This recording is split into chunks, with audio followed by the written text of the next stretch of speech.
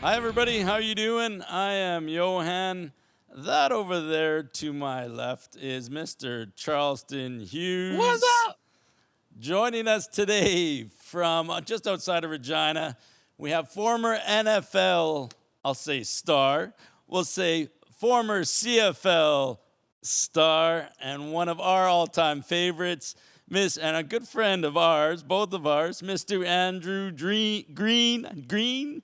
Mr. Andrew Greene, there you go. Andrew the Dream Green. There you go. Okay, Johann, appreciate. No, just kidding. No, You know what? hey, buddy, how you doing, man? He's been calling What up, me Chuck? Johann since the day I met him because he's never been able to pronounce my name. So it's funny how I stumble when I can't say his name now. But Chuck, yeah, I've known Drew for years here, man. Johann. I know. Why you call him Johann? How's he spell his name? With a J. J-O-H-A. Yeah. But it says Johann with a Y, it's not Johann, it's Johann. So you can always tell when Drew's about 50. He's like a fake Mexican, he's like trying to pretend like he's Mexican. Is what he's calling it. It's Johann, it's Johann. I love the way Drew. You can tell Drew's when Drew says my name. No Spanish, Chuck. No Spanish. He knows no Spanish. Yeah. No habla inglés. Yeah. Both of you guys are full of No shit. habla English. Yeah. I No Espanol. I know way more Spanish than both you guys, and that's all I need to know. So we'll leave it at that. So. Yeah, right. Una more cerveza, yeah. por favor. Yeah. That flows pretty quick there, Drew. Yeah. Drew, how are you doing, buddy? Yeah. How you doing, Drew? What's new with you? How you been? Looks like you're good. I'm doing. Yeah, man. Life, kids, family. Yeah. Yeah. That's the same thing. All of that. That's Yeah, the same thing as Chuck. What's up with you, That's Chuck? all you can do He at knows. this point. He knows. You know the You live and you learn. yeah. The funny thing is about both of you guys. You're gonna like this story. Is that both you guys I met through the same way, the love of alcohol. Drew, I met when I was a beer. Drew, I met when I was a beer rep working for Great Western, and then Chuck I met at the Last Mountain Distillery and knew that. But I remember meeting Drew back when I was working for Great Western, and Drew's like, "Hey, man, yeah, Johann, can you get me some of that Great Western beer?" And then I said, "Sure, no problem. Let's Hey. meet up," and we've been friends ever since. Same thing with Chuck. Chuck was like, "Hey, can you get me some of that whiskey? Can you get me some of that?" And I said, "Yeah, Chuck, no Hey. problem." Why did And I Chuck, didn't and say Chuck, that, you know man. like I do. I said, give us a Yeah, tour of the he's an distillery. alcoholic, ain't he? Isn't he an alcoholic? He's just like an alcoholic. He's just you got issues pushing it on people. You're an alcoholic. Just kidding. Johann pushing it on everybody. Yeah, that's how I gotta sell. Everybody. I gotta sell. I gotta sell. Yeah. Maybe I What do you should want? change your name too. Matter of fact, you're right, man. Call him Johann. Wow. Johann. Chuck Hey, turns against me pretty quick fits, don't there. Yeah. Yeah. Well, we got a lot to. It just came right out. We'll get it. Johann. We'll get into other stuff Not here even Mexican. pretty quick. But Drew, I want to talk to you a little bit about how the hell did you go from your playing days in the NFL here to Canada? It was the same thing when Chuck was doing those tryouts with the NFL and coming here to Canada. What was it like for you? First off, let's tell me about your days playing in Indiana and then getting drafted by the Miami Dolphins. What was that like? Well, my background goes a little deeper than that, big dog. It's I was born and raised in Jamaica, right? Till I was about 12, right? I moved on. My mom came and got me back and moved out to Toronto, Scarborough, Pickering, like Scarborough, and then moved out to Pickering and went to high school, David and Mary Thompson in Scarborough, and then Pickering High. Yeah. And then our linebacker coach or gym teacher, John Martini, back then at the time, he's he was a linebacker coach and gym teacher and everything, and he used to play for the Argonauts back in the day. That's why I kind of went to that school, and I used to dog it and in practice. And he saw me one time, raced everybody, and kind of blew them all out the water. I was running like a 4.8, in like high school. 4.8, like 265. But how tall were you? I was doggy. Yeah, I don't know. It was I don't know, 6 what. 2, 6'3", 6'4", something like that. Whatever I drafted at. And I guess I grew a little bit in college, I would say, so to about 6'4". But anyway, yeah. So he saw me and kind of pulled me aside and was like, "Hey, you could probably go to the league with with your speed." And that he brought a buddy in of his name, Bill Levine, back for me in high school, and he used to work with me.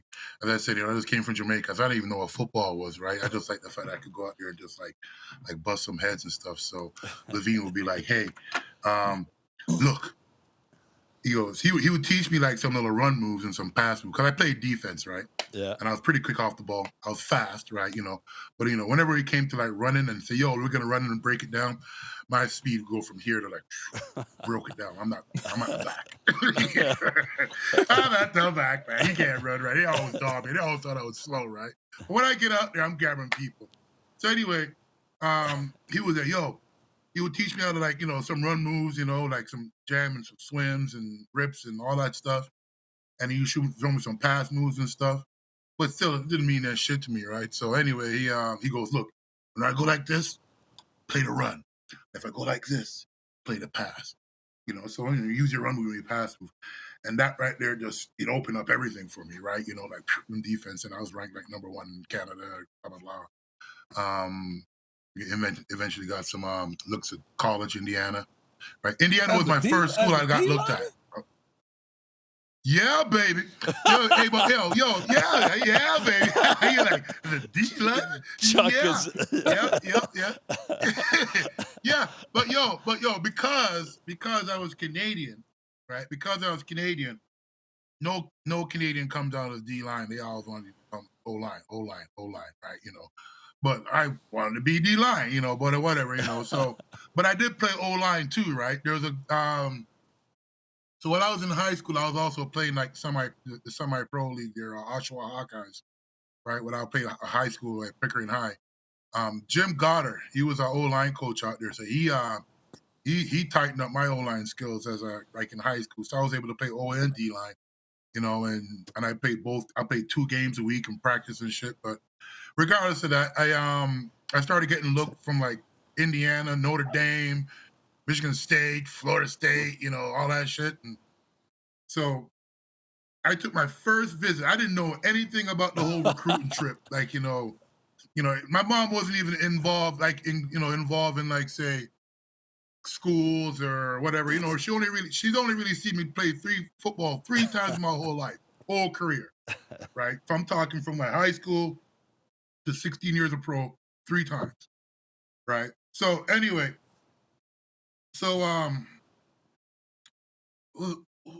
I lost my damn train of thought. But anyway, So I remember. So anyway, I got a recruiting. Indiana was my first recruiting trip, right? And I went down there, and they showed me a great time. I went down there by myself, right? Everybody was at their recruiting trip with their parents or mom and dad and stuff. I'm the only dude down there by myself, right? So of course, I was out. I was partying. I was drunk. I was eating. They introduced me to Mad Dog 2020. you know the MD 2020. What's the Mad Dog 2020? I look at Charleston's face. He doesn't know what the hell. 2020? I don't even know what the hell that is. Chuck, you didn't drink in college? Can you hear me? Can't hear me. No, he's probably getting another call or something. Yeah, like there. You can't hear. What? Can you hear me? Anyway, do you remember MD 2020, Chuck? Why is he on mute? Chuck. Anyway. Okay, tell us what MD 2020 is. Can he hear you? He can't hear you either. Yeah, okay. Mad Dog 2020. Yeah, what is it? See? Yeah. What, y'all ain't never had no Mad Dog 2020? What is it? You tell me. He You know. missed the whole story. Yeah, He yeah. missed the whole Yeah, story. he doesn't know. He's full of shit. Well, Mad I Dog told you he missed the 2020 whole is like story. it's like a certain type of wine. It's that liquid almost crack, like baby. Don't even just call it what it is. bums drink Mad Dog 2020. Homeless people drink that. Hey. It's like Wild Irish Hey. Rose. Oh, Yeah, hey, ooh. booze for it's stronger than that, man. It's like $2.50 for a bottle, and the thing had about like 30% alcohol, and it was like so Oh. sweet, and it was so strong, and you drink that thing, and they had all the different flavors, and it was so and this thing was so good. As I said, I went from I was telling about my recruiting trip. Can you hear me, Chuck, or what? Are you still paused? Yeah, I've been listening the whole time. There you go. All right, okay. No. I was telling them about my recruiting trip when I went to Indiana my first time, how they got me all drunk and everything like that.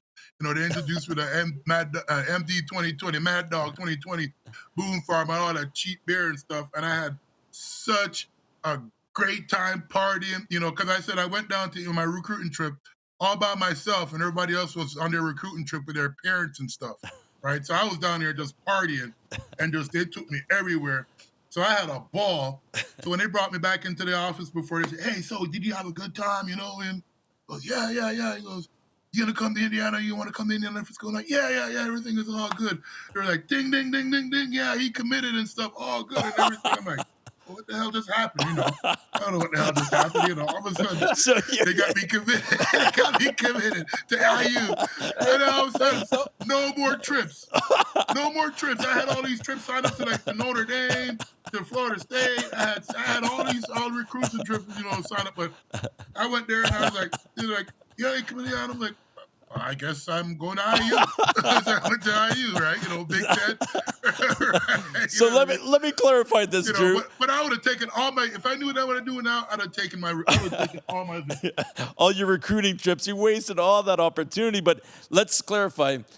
You went to IU due to Mad Dog 2020. Is that correct? And he got the nerve to say you was a bad influence with alcohol.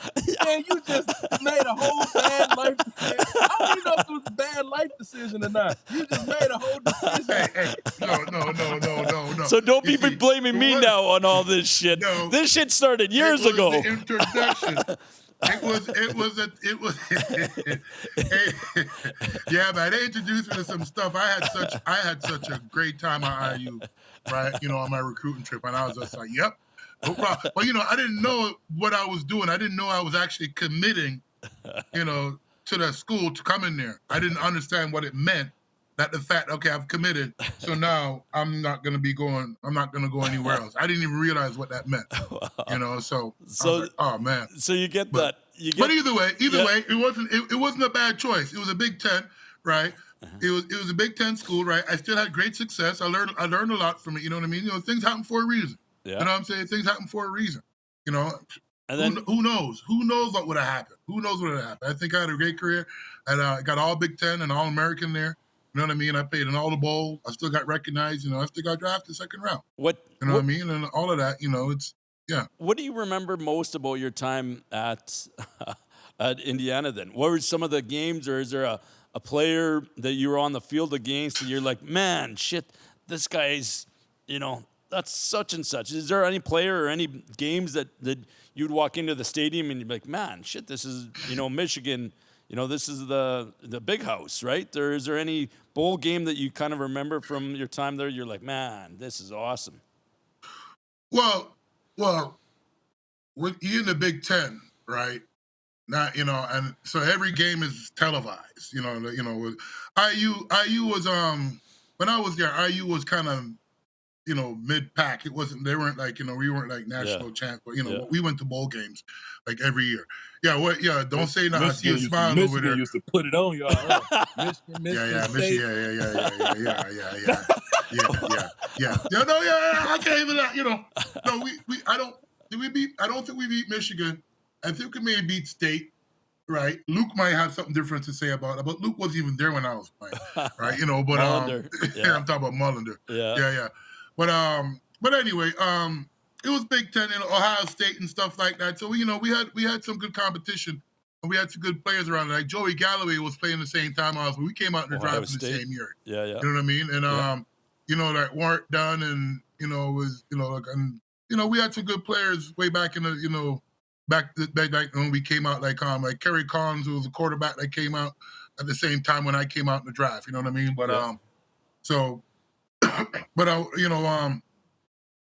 I would say, so really, so when we got on TV, right? You're there and you see the games and you see all the hype and I remember when I was like a freshman, we're like, okay, you got to get the seniors prep, the big guys, ready for Michigan, right? So we'll get the tape and we'll tape our helmets, with the stripes, the Michigan stripes on there, you know what I mean? And we got the blue, and we're like, da, da, da, da, da, da, da, da, right? But and we'll come out to practice like that, right? You know what I mean? But like our recruiting class, IU was.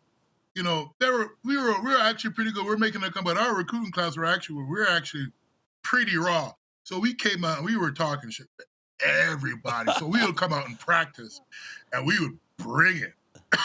We were freshmen, right? We would bring it, right?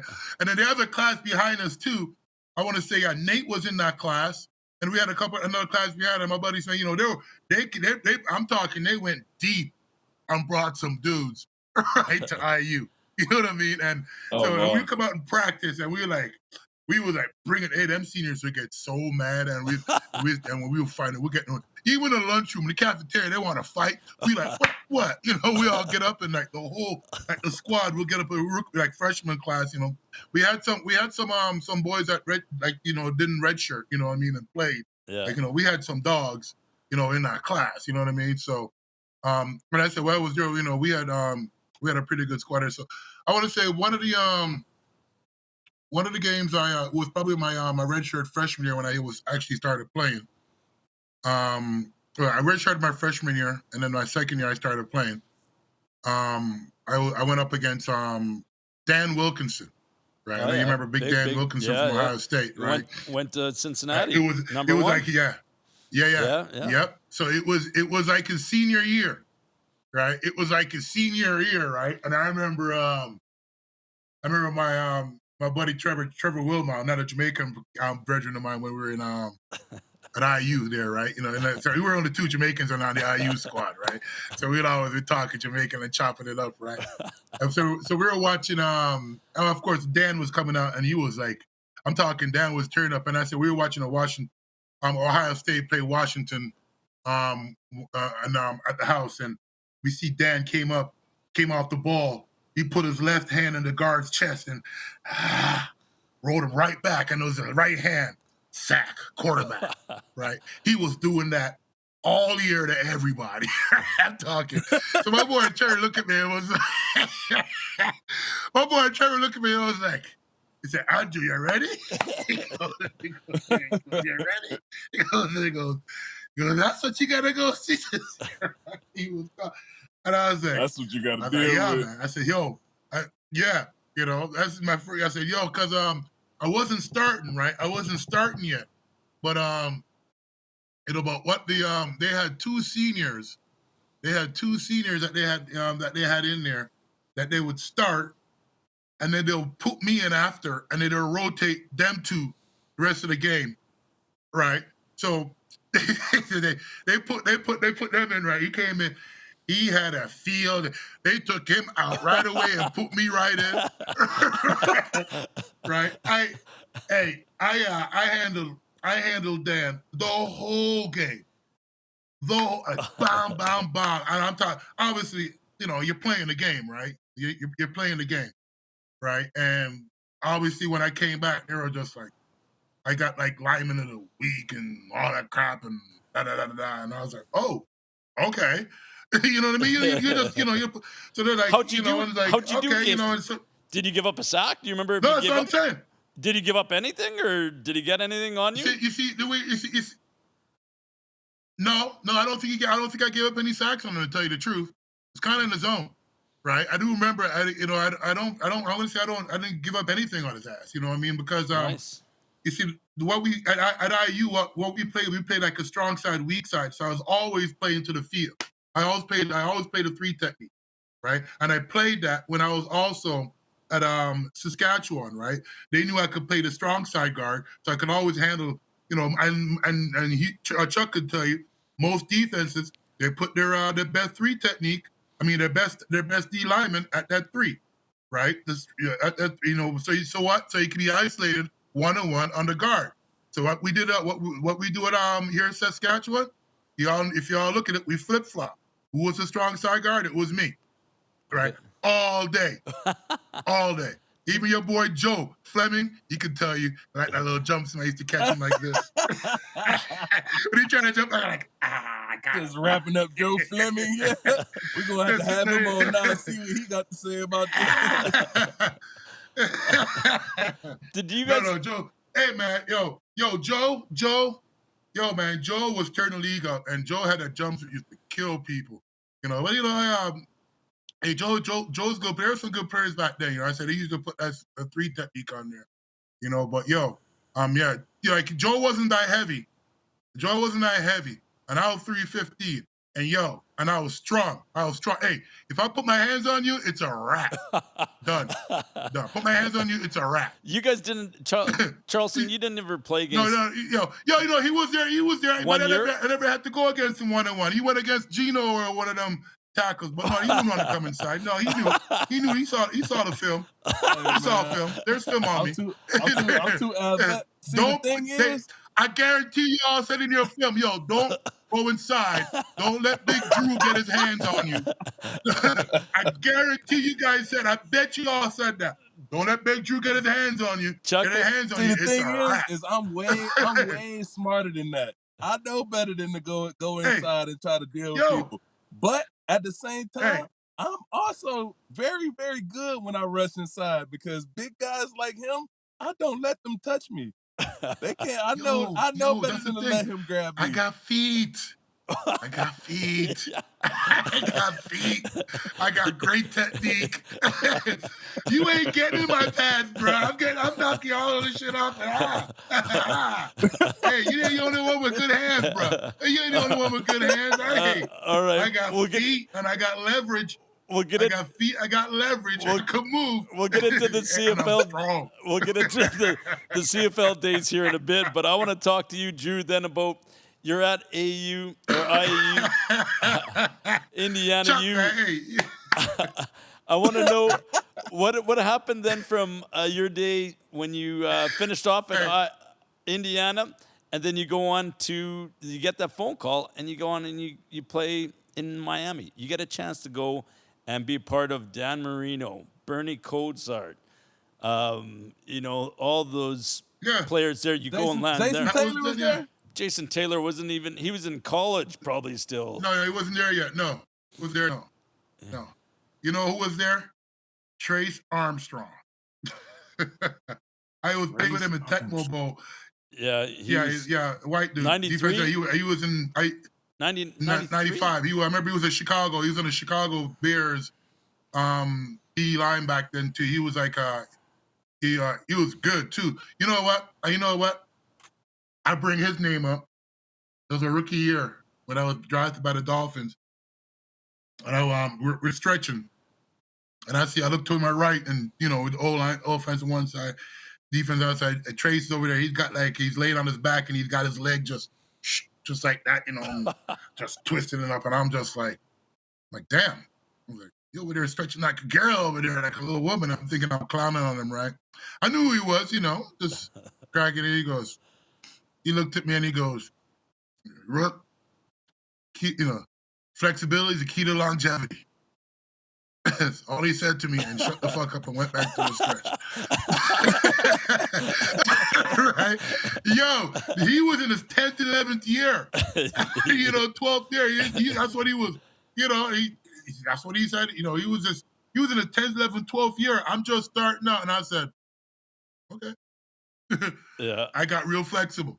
Anybody knows me. If anybody knows me, I'm flexible. You know what I mean? You can look at my stance.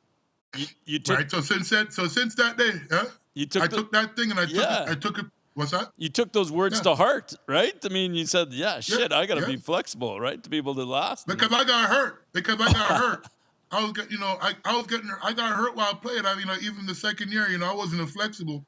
I got, the tackle got rolled up in my leg on practice and boop, boop, boop. And I ended up I was flexible, but I wasn't, I got a spiral fracture in my training in camp and stuff like that. And from not being able to, bend with it, right? Not only that, I mean, it was, I was going up against Tim Bowens, right? I was going against Tim Bowens in practice, and Tim is a beast. You know what I mean? And, so it was it wasn't like, I'm driving his ass the ball. I'm trying to drive. He was probably stalemate, right? Like, you didn't get his ass off the ball. You know what I mean? Tim Bowens is 330, 35. You know what I mean? I'm 310. I'm trying to drive Tim off the ball. Yeah. And he's strong and quick. Either way, we could fast forward years later. I was watching film, and after being more flexible and having injuries and stuff because I had a bad knee and everything, Chris Zarka was taking a 40 dive right up the gut, head down. He ain't looking where he's going. Whose back you think he's in? Right? Pow. Right in my back. First of all, Zarka shouldn't even be touching the ball. Why? Hey, we had a play that used to Sparky. We had a play that used to send Sparky right through the gut for touchdown. Boom. 40-41 dive. Bam. We'll audible that right now. Bam. We all knew what we were doing. Hey, man, we had the best O-line with me, J.O., Gino, Chill. We had the best O-line, man. We were like on it. We would look at the defense and be like, that's how I knew check. I wouldn't even be worried about you. I'd just go at J.O. There's no way J.O.'s blocking me. Hey. Now this is getting personal. Hey. All right. We had his back. We had his back. All right. I mean, he's out there calling out stuff. They always try to figure to get the 1-on-1 and J.O. Trying to get that bull. But I take that step back and put that helmet in that rib right there. You ain't coming to the right side. You'll sew that bull rush down when I put that helmet in that rib. Drew, I want to ask you I wanted to ask you one thing before we go to commercial here, Drew. I want to ask you this. Chuck brought it up, so let's ask. You played with J.O. Chuck versus J.O. Yeah. Who's winning? Is Chuck getting the sack versus J.O. or not? Yeah, Chuck will get him. That's pretty cut and dry. All right. No, because I mean, that's his specialty, man. That's his specialty. Yeah, you know what I mean? That's true too. That's his specialty. He's on the outside and stuff. You know what I mean? Yeah. He's J.O. is more interior. Chuck's good, man. He's smart. You know what I mean? He's got great hands. He got leverage. He's he didn't play that long for no reason. Yeah. You know what I mean? Like, come on. Yeah. You know what I mean? And it's, if we're talking 1-on-1, I mean, I'd say Chuck would get him. Good. All right. Well, I'm going to tell you, J.O., I'll tell you, J.O., I'm not going to say Chuck is going to get every one of them, but, because, but J.O. he'll get him too. I'm going to give some props to J.O. All right. But I'll give the edge to Chuck, of course. Right. That's what I want to hear. That's what I want to hear. I mean, J.O.'s still my boy. I still got his back, Chuck. Still got his boy Chuck, but still, but J.O. Yeah. There you go. I know. I've seen J.O. play against the best, and see how he's done and stuff like that. I mean, even 1-on-1 and everything. And we have each other's back. We were a core. You know what I'm saying? We had regardless of each other's weakness and stuff like that, we had each other's back. We knew each other's weakness. You know what I'm saying? So no, you ain't just gonna get a sack on us. You know what I mean? Because you think you could bull rush J.O. because he may not sit as low or whatever, whatever you think or whatever you see in a film, that ain't gonna happen like that. You know what I mean? It seems like you guys. So we had each other's back. Yeah, it seems like you guys still do though. But and we'll get into a little more. We got to take a quick break and doing that, and then we'll get back because we got so much more to talk about. Well, I want to get right into riders. We'll get right into the riders. CFL. Chuck, he's got probably lots of questions. Get right into it. Yeah, I got some questions too about this flexibility thing. So we'll be right back after this with Andrew Greene. Hi, my name is Rob Peterson. I'm the broker owner of Realty One in Regina. Real estate and life is about great people, and that's why I'm associated with Charleston Hughes and Johann and IKS to sponsor the Better with Age podcast. Realty One was founded in Regina 11 years ago. It's an independent brokerage, it's local, and it's full of great people helping great local Regina people buy and sell properties. It's entrepreneurial based, which means you have non-narcissistic agents that have your best interest in mind, not their own. In these coronavirus times, real estate market right now in Regina and Saskatchewan is thriving because people are thinking more local. They're not thinking about traveling because we can't, and that's driving our market. When you hire a realtor, no matter who it is, no matter what company, please interview them. Please make sure they're a good personal fit for you, because that's what this is all about. It's good people connecting themselves with someone that they know has their best interest in mind. And that's what the Realty One family does, and that's what a lot of agents in Regina do. But make sure you take your time and find the best fit for you and your family.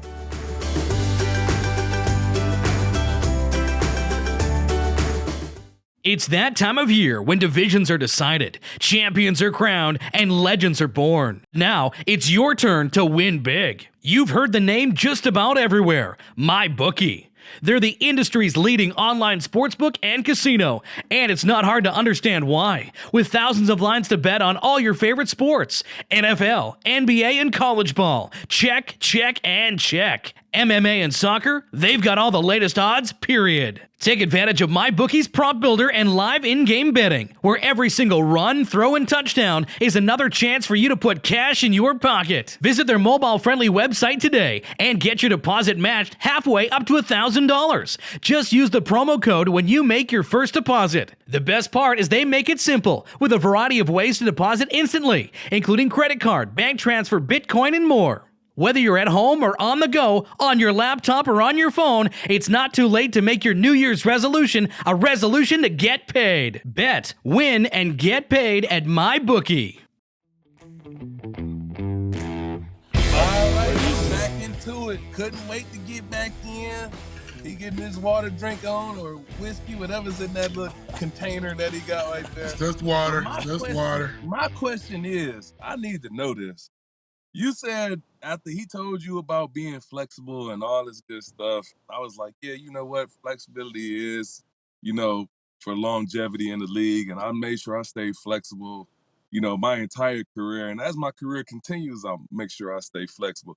But you said, ask anybody who know me, I'm flexible. Who should I ask about your flexibility? Ask anybody that played with me. You want that? You could ask J.O. Play beside. You could ask Gino. You could ask anybody on the. You should know. You know what? You watch film. You should see me dip down in that stand. Hold on. Let me show you. I bet you have a picture down here. Hold on. You know what? I have a picture right here. Let me show you what the stands look like. Hold on. He's going into the archives now. He's getting the archives. No, I don't even got to archive nothing. Right. No. Look at that. You hold on. Where the camera at? Yeah. You think you could get up underneath that? Look at that. Go Hold down on, a bit. Yeah, right there. Yeah. Here we go. Yeah. Look at that. Yo, I out of that.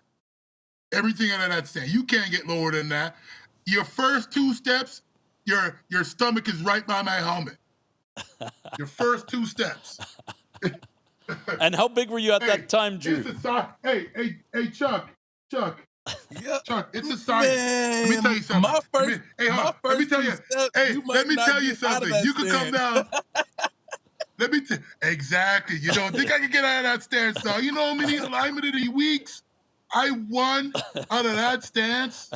Because, you know what? You see, I changed up to that stance after I had my neck surgery, right? I changed it because that's after 2003. That's probably 2003 when I won Lineman of the Year or something like that, or any time after that. But anyway, because you get down your ass is up and you want to get low and you come off, you need to wait forward and blah, blah, blah. You come off the ball. There's a whole line that teach you all that crap, right? I had my neck, once I herniated my neck, right? And they all told me I was done, right? I got really, really strong. That's my own workout right in here because I can't put my head back in here no more, right? So in order to put my head, to get down, to get everything here, get leverage, because your first 2 steps, bam, bam, your height, right? Everybody, right? I trained the whole year from that position. I could pull, run, ladder, everything from that position, just as strong as I was just a little bit higher, right? Everything. So everything, I don't even have to, I just boom, boom, leverage, done. All you got to do, and I could jump set you before you even take 1 step. Hand in your chest. Right? Anyway. Chuck's got nothing after that. He's just like quiet. And Hold on. I'm not done. No, so anyway, after I switched up, right? That position there, it opened up my vision to see all down the field and see all the different motions and see the weakness and see where all the blitz and see where all the twists and stunts and it opened up all of that vision. So now I could just sit there and just look back and just read the defense and just know what's coming, where it's at, based off from watching film. It opened up my game, right? That much, and I was just like, bang, bang, bang. And I was just like, oh, I wish I'd have figured this out from before. My neck injury. I came back at another 7 years. Amen. Any thoughts to that? Did you ever right. think about coaching after, Drew? I could do everything out of that stance right there. I don't raise up out of that stance. I could see everything. I could see every movement. I could see where the linebacker going. I could see if you are trying to get down underneath my pads, you have your first 2-3 steps have to be at least that low. At least that low. There you go, Chuck. Right? I'm driving you to the ground. Or I'm standing you right up. You could tell me that. Your first 2-3 steps got to be at least that low coming off. And there's no way after you pick your hand up. You can look at you can think about it. You can think about it. We just gonna scheme you, man. We just gonna scheme you and get you in space. You can't scheme. Yo, we are a team up front. You hear what I said? We are a team up front. Let's talk about that, Drew. You're not scheming just one guy. You can scheme as much as you want. You didn't hear when I said that? We are a team up front. You can't scheme one of us. You gotta come with it, man. We know what's going on out there. I want to ask you about that, Drew. We change your protection, dog. We change your protection. We tell the back, yo, you got him. You know what I mean? Yo, don't worry about dude coming up in here. We got him. Okay, Drew. So tell me about this. O-line coaches, would come in. O-line coaches would come in, and we would tell them. We just ask them, what do you want to accomplish here? And we would tell them how we're protecting it. Right? We would tell them how we're protecting it. Bam, bam, bam, bam. All that sound good until you get schemed up and then you in space. And then you gonna try to figure out how did I get here. Yo, we were good in space, though. That's what I'm saying. Let's talk about that. Unless you send in 6, unless you send in 6 or 5. Who were the guys that you had the hardest time with, Drew? When you played with the Riders? You better hope somebody comes free. What's that? When it sounds like you guys had a good knit team when you came to Regina. Seems like you obviously formed some great relationships with J.O. and Gino. You probably still talk to those guys. I want to know. Yeah, of course. Yeah, who are some of the guys that you had the toughest time against? Because you're talking about the schemes, you knew everything. There's good communication, all that shit with Gino and all the boys. But who are some of the guys that gave you the tough time? I just said nobody. Aren't you listening? No, I'm just kidding. Do you remember? No, man. The league had some. No. The league had some good players, man. The league had some good players, and we had some really, really good battles. I'm not going to take anything away from anybody. You know what I mean? Yeah. You know, I had really good battles with Johnny Scott, right? I had real BC? good battles. You know, even you know what? He was in Toronto too, right? Okay. I had some really good battles against Aaron Hunt. You know what I'm saying? You know, they're different style players too, right? Every we're talking like different players with different styles that come with different things. You know what I'm saying? Yeah. You know, like even like Romero. You know, he came with a different style too as well, right? Even Belly. You know, he came with a different style as well too. Yeah, he'd kiss you, all the and, time. You know, and whatever. That's just his trying to get. I used to get up under his fucking grill too. But anyway, you know. But I'm just saying. But I said not to take anything from anybody. You know what I'm saying? It was, I talk about Fleming. You know what I'm saying? You know, he was a baller. You know what I'm saying? There was Doug Peterson back then I used to go against. You know what I'm saying? You know, and you know, it was competition. You know what I'm saying? It's like, I'm not gonna sit there. Oh, I didn't have to sit there and prepare for any of these guys. You got to come in there and you got to be ready to play because they coming. You know what I'm saying? You know, they coming. You know what I mean? And I'm like, yo, I got pride. You ain't getting that on me. Yeah. You know what I'm saying? So, it's not like I'm sitting there had like, I brought my game too. I had to bring my game.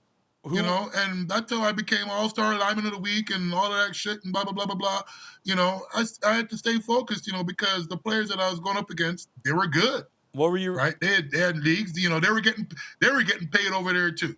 Yeah. They were getting paid to make plays. They weren't just getting paid because they talk and this and that. They were doing their job. So you know what? You better come out there and do your jobs because I was getting paid too. What were some of the most memorable moments at the old Taylor Field? What do you mean? That's the old Taylor Field before before turf, Mosaic. That's the. I tore my Achilles on that garbage ass turf. Did you? I tore my Achilles on that damn turf, man. The first one, but then they came in. And then they went and they put on that other hard one that took your skin. Don't land on that down turf with your, I made sure whenever, if I came off the ball, if I'm falling on the turf, the D lineman is underneath me. Protecting your skin, protecting your skin. You know, that's a pancake. What did you? You know that's a pancake. I know you see over there laughing. I used to pull too. I came out on the end, bro. I used to pull. We used to get them traps coming out. Pow! You better get low. You better get low. Man, stop it, man. I may have kicked you out a couple of times too. I bet you there's some archives there. I bet you there's some archives in there. Nobody pulled. You was young in the league then too. You had a name. Stop. Chuck, what do you remember about? You were light. You weren't even 300. You're like 250, trying to run off the end.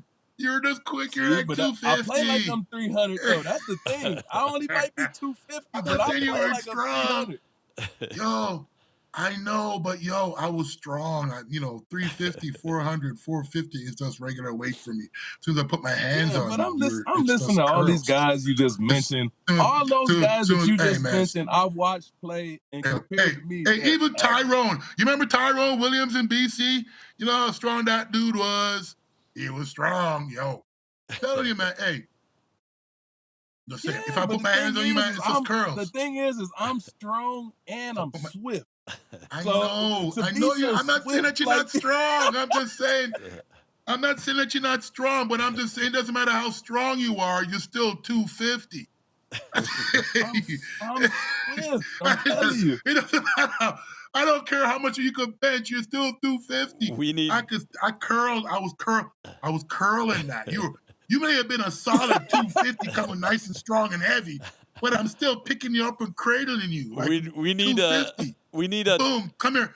Come here. I got you. Come here. And we're coming. Are you coming over here? We need a Tecmo Bowl or something like that with both you guys in your prime to be able to say, okay, is Chuck going to come around there and do that? Is Drew going to win this battle when he's pulling, when he's down low and getting up, man? That's what we need to be able to settle this argument, to be able to do that. I played Chuck talked against to me. strong guys like that in my career. Multiple strong guys like that. And I show them something that they ain't never seen before. And they start feeling chopped down to my size. I am not denying. I'm not denying what you used to, what you did, and what you do, and blah, blah, blah. But it ain't ever happened against this guy. There you go. There you go. Johann told me before we even got I just like talking shit, he man. What? In a one-on-one.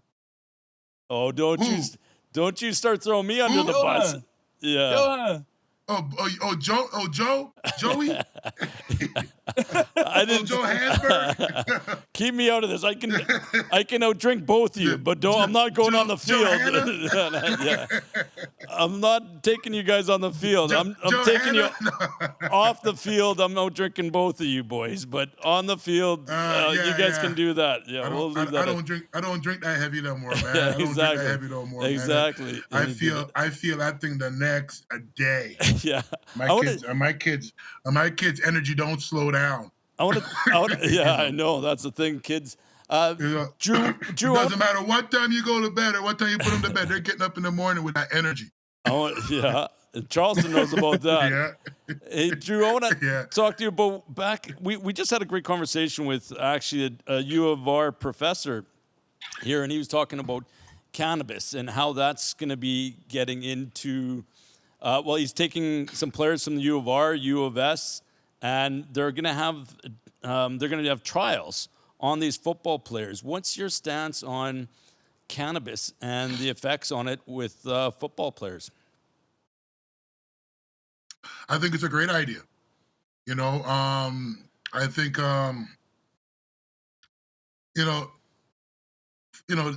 cannabis has always been viewed in a different light. By the majority of the public, right? Or you could say the government, because it was not a controlled substance, and now you see they're trying to or regulate. Sorry, I don't know if I'm using the right term. Control regulated substance like alcohol, right? Where they could get their cut. Yeah. You see now they're getting their cut. Yep. Legalize it and stuff like that.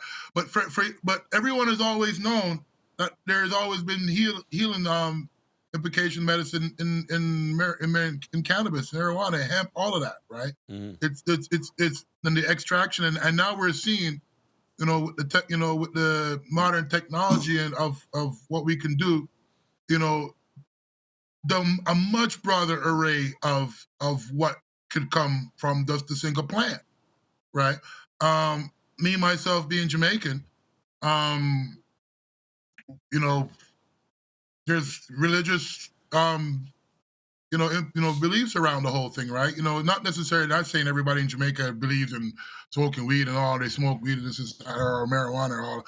It's not that. There's Rastafarian religion and everything like that, and there's other people that, with reason, there's not all Rastafarians smoke either, right? That has dreads, so people may believe that's what that is, but it's there's even growing up, people would boil it and drink it, right? If you have sickness or flu or whatever, we'll boil it and drink it. Yeah. My mom, I remember at one point, no, I don't know my boy, I think he's around here sneaking somewhere.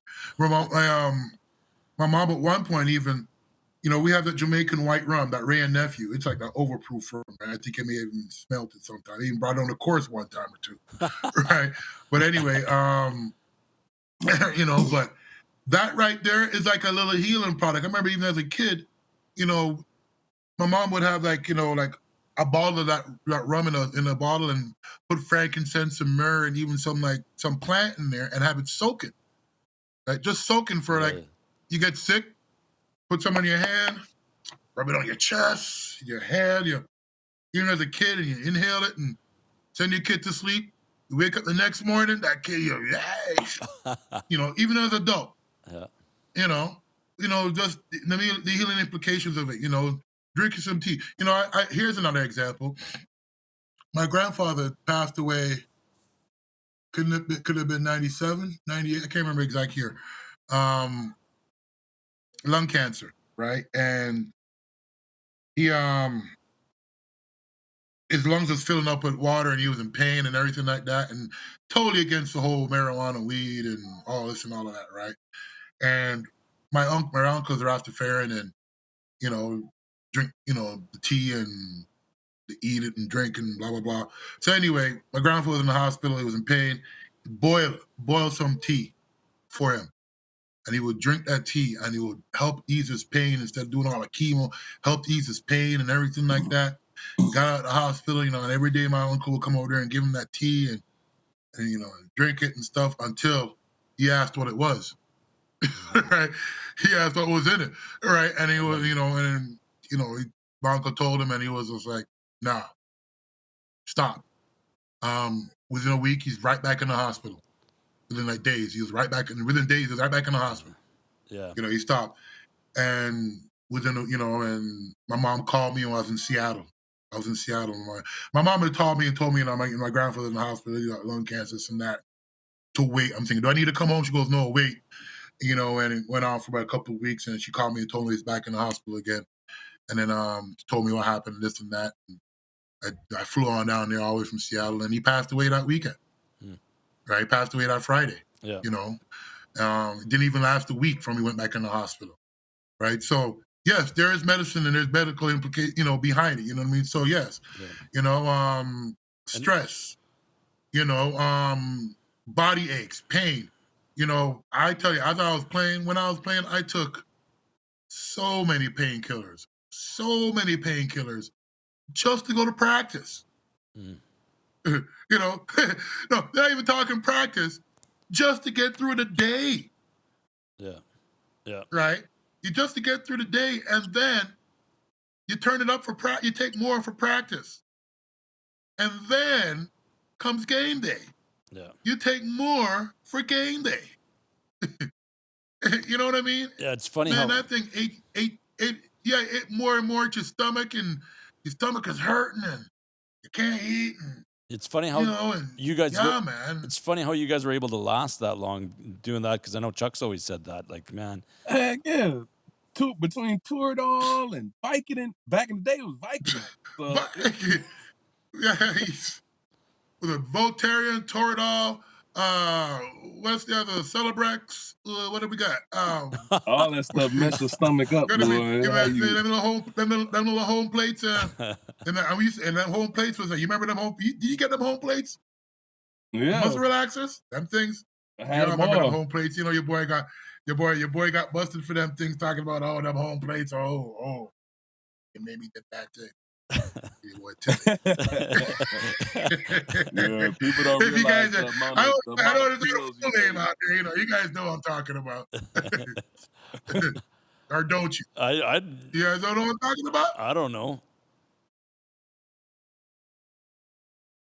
That's for another conversation. Yeah. We'll keep.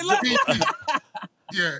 We'll do that in another conversation. He got busted for touching the girl because he was on some muscle relaxer. Oh, that's what you're talking about. Yeah. We're talking the GM. Yeah. We won't mention his name. Yeah. That's right. Yeah. Okay. I don't know what y'all talking about. Charleston. Yeah, you do. No. Yeah. Okay. All right. I don't like throwing people's name out there like that. Yeah. But anyway, No. Either way. Drew, I want to talk. I brought it up, but either way. Yeah. Go ahead. We'll talk about what you're doing with Adam Bighill right away here, but I just want to know a few things. One, who was the best CFL player you ever played against or with? A best CFL player. Is there one best CFL player? Who are the guys that stand out? When you think about the CFL, are you talking about any position? You talking about any position? When you think about your days now, I played in a lot of greats. Like Hank. Hank is a great quarterback. Okay. Right. Remember when we had Hank here, and Hank was young, right? And like Henry Burris, we all know Hank, right? Yeah. And he was good. I didn't think we should have got rid of him. I thought we should have paid him and kept him here. You know what I'm saying? Yeah. And I played with Mill. You know what I'm saying? Yep, in I Winnipeg, played, yep. yeah, you know what I mean? I played with yeah, my boy Nate. Nate was good. I played with and against,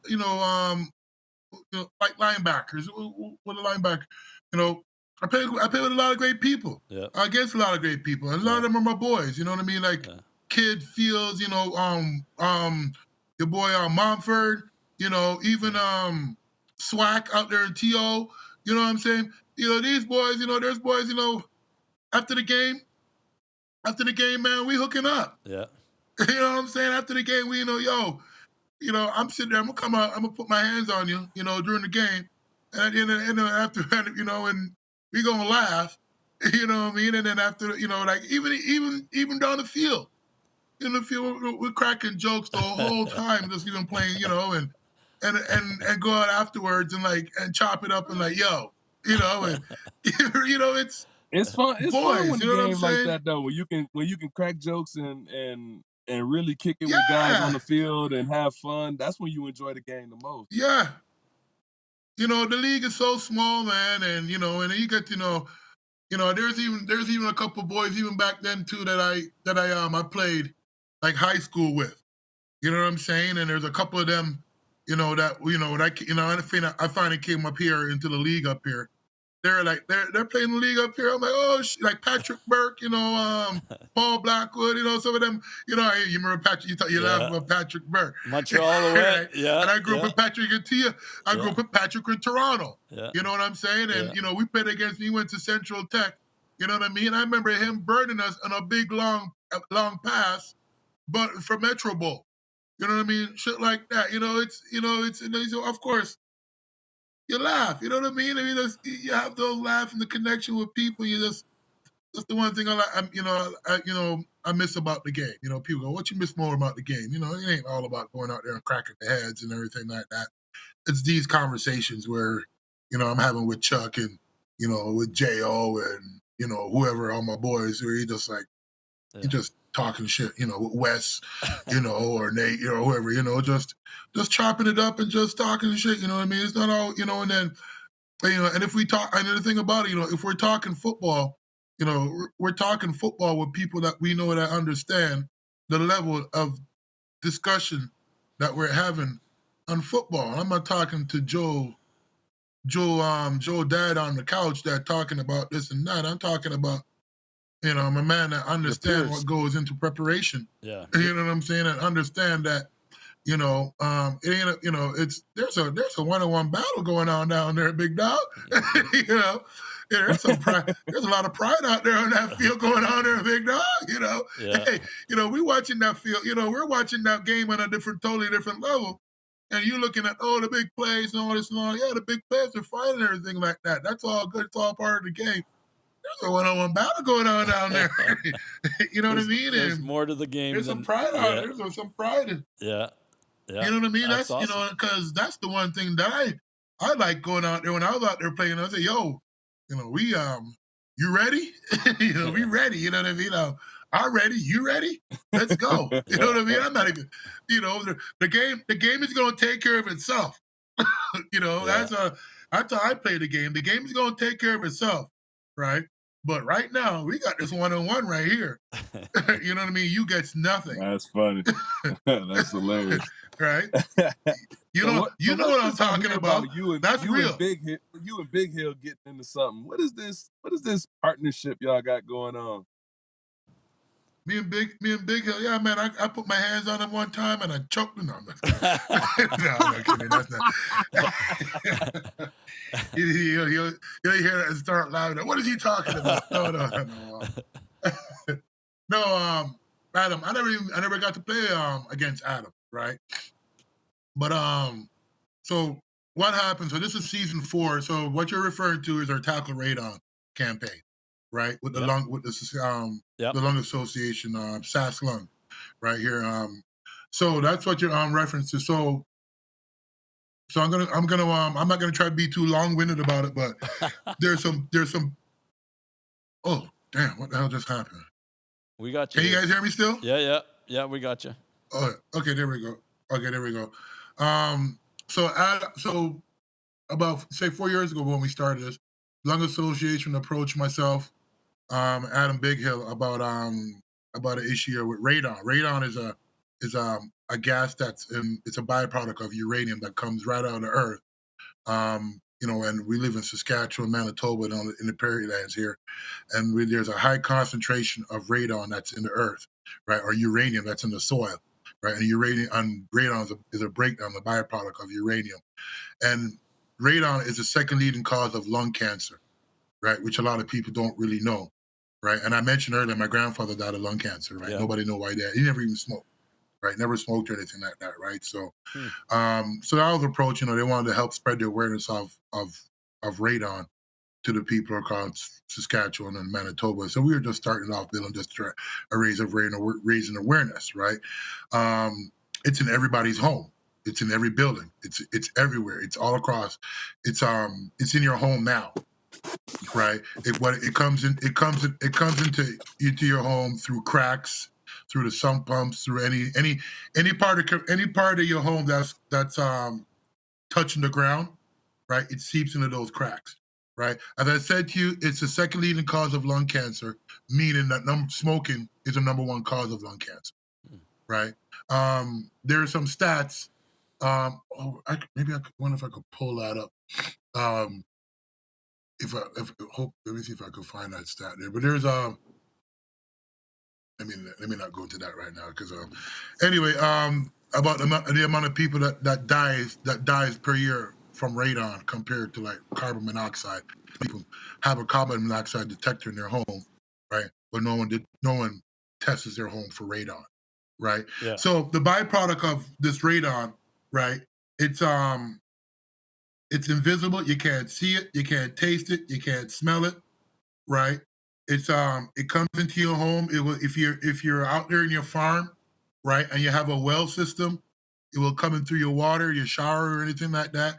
You'll breathe it in, right, because it's a byproduct of uranium. You'll breathe it in. It goes into your lung, right. It gets trapped in your lung, and then when it releases energy, because it will release energy, or burst or explode. It causes a deformation of your cell within your lung, which is known as the cancer, right?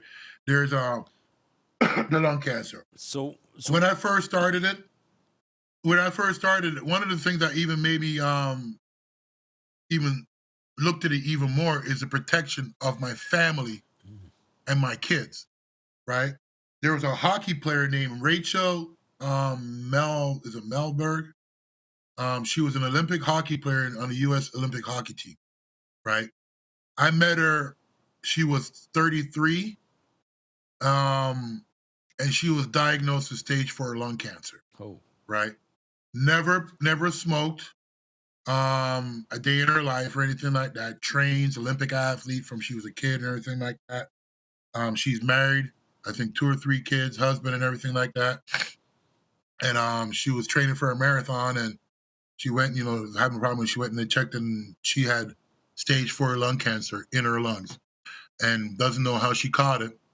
And obviously through research, she went back and they tested her home that she grew up in, because she's only lived apparently in 2 places in her life, which was her home and the home that she lives with her husband and her kids. Jeez. Right, and there were both high levels of radon in both places. Right. Yeah. And it's scientific. It's scientific proven that there's radon is a second leading cause of lung cancer in people that are dying. It's not anything else. It's not. Compared to it's a second leading cause compared to with prostate cancer, breast cancer, all of the other cancers. Yeah. Combined. Those numbers compared to smoking, yeah, and then radon. That's right? something alarming. Go ahead. No, that's something alarming, man. That's something that I Yeah. never knew about, and to do that. So what are you guys doing? No. Yeah, that's a scary thought, right? And that's something that we should be Well, more. as I said, I didn't know, right? Yeah. And so what are you doing? And I have kids. Yeah, we all have kids. So what are you doing? What are you doing with Adam Exactly. specifically? with this season. So as I said, so the reason, I was just telling you the importance of why Yeah. I got involved, Yeah. right? Because when you find out the facts, Yeah. right? And I'm like, I have kids, Yeah. right? They're like 1, 2, 3, 4 growing up. As I said, I've been doing it for the last 4 years, Yeah. right?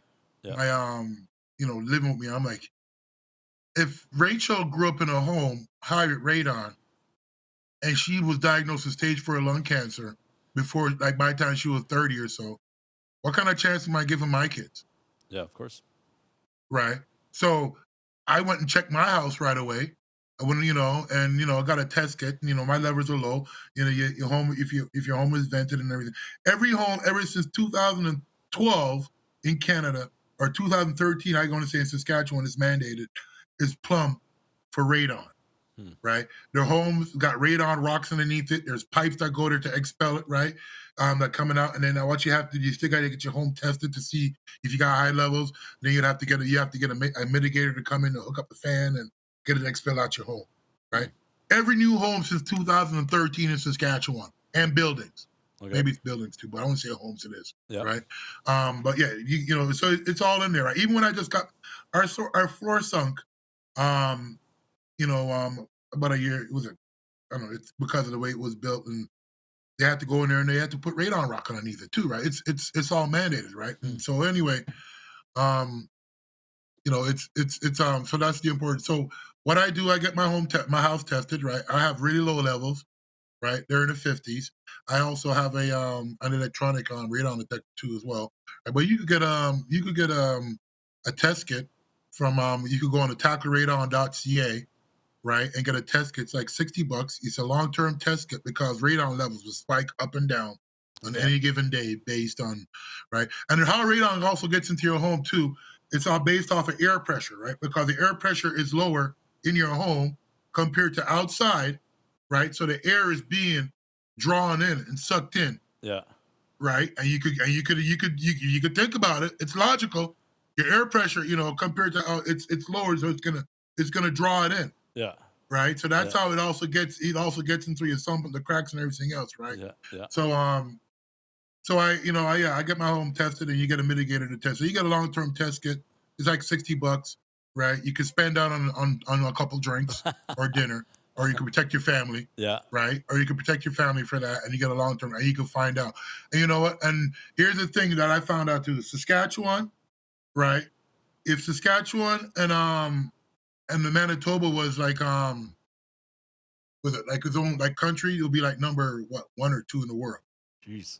For radon. So this is very right? So it's pretty high. Yeah, and this is very good to be able to. One in every 2 homes in Saskatchewan.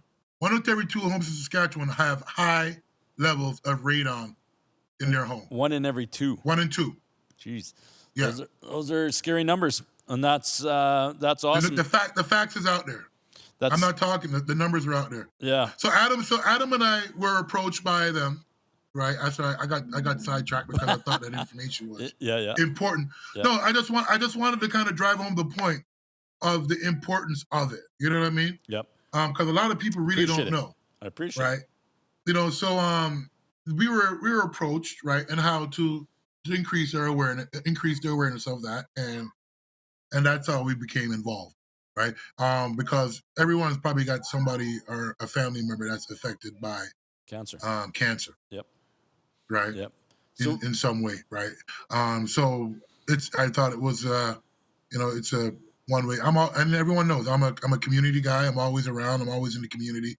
I give back, and if this is something I was approached by it, and it's something I feel everyone it's important should know. I really commend you on that, Drew, because I know you and I have known each other for many years. I've been lucky to call you a friend, and I appreciate the fact that you're always giving back. You have such a big man with a big heart. Family man. The family man. Protect your family, man. Yeah, that's great. So obviously we lost Chuck here. Chuck had to go and pick up his family and his son, I think. But on behalf of Chuck, thank you for coming on the show. With you, it's always laughter and entertainment. It's that smile. It's Drew. You know I like to laugh, man. Yeah. We know. I like to laugh, man. You know, And- it's yeah. And the stories. I like to laugh. You got to be laughing, man. You got to laugh at life. You got to be laughing. You got to keep it good, keep it light. You know, there's so much stress out there, right? Everything could cause you stress, this and that. You know what I mean? There you go. And you could, it's how you receive it. And it doesn't mean that you don't care. It doesn't mean that you don't happen. Sometimes, one of the things I always say, you're either laughing or you're crying. You're either laughing or you're crying. Yeah. Even though I'm laughing, I'll give it, man, I can't believe this crap, man. He's gonna be like, are you kidding me, man? Laugh it off. You just gotta laugh at it sometimes. Yeah. Well, But it doesn't mean that you screw it off. no. You just gotta like, hey, man, you're either laughing or you're crying. Very. You know what I mean? And I said, I'd rather laugh than be like, Very wise words from Mr. Andrew Greene. Drew, again, I thank you for coming on the show. Chuck thanks you. We'll get together soon and have a beverage or two and then do that. But thanks for everything. We will have some links on here how we can be more educated on the tackle radon. And again, tackleradon.ca. Go there, check it out. Right now, the program is in season 4. We're expanded it across the goal is to expand it across the country. Nice. Right. So last year, season 3, we expanded it to Alberta, right? Yeah. And we also expanded it to Montreal or Quebec. Sorry. Okay. So now careful. now the program is Trevor Harris is an ambassador out there in Montreal. Yep. He was an ambassador when he was in Edmonton and he got traded, so he's out there. We brought the program out to Montreal. Okay. Calvin McCarty is our ambassador in Alberta now. Okay. Right. Adam Big Hill is ambassador out there in Manitoba, and I'm the ambassador out here in Saskatchewan. We're going to try to expand it, across globally, obviously BC, the Maritimes, and so on and so forth, right? And raise that awareness, Ontario. We're that's the plan to do, and just to raise the awareness and increase it. The program, and it's important. It's something so small, but you can protect yourself and your family, your loved ones, even your pet. If you got a dog, a little. Most people got they'd rather dog their pet or the cat over there and have no kids. And, protect everybody. Yeah. But that's it. That's Drew. That's fantastic. I really appreciate it. We'll put all the information on our links here to be able to educate it. And if we can help out in any way, please let us know. So thanks for coming on the show. TackleRadon.ca, baby. There you go. Thanks for coming on the show, Drew. We'll get together soon for a few drinks. Thanks, Johann. We'll see you soon. All right, brother. Take care. Take care, buddy. Take care. Good talking to you. Yeah, you too, man. We'll talk to you soon.